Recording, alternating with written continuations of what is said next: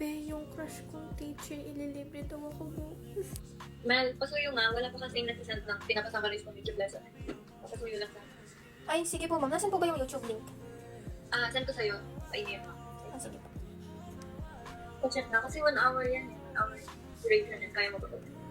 Ito po. Bakit po na-receive ko na po? Wait lang po. Kaya mo ba ito kung send? Like, 1 hour yan eh.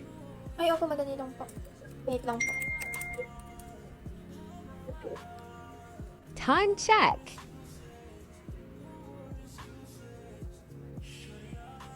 Ito na po. Tapos na po. Send ko na lang po sa inyo dun sa email. Okay. Ayun po. 7:19 ko po siya natapos.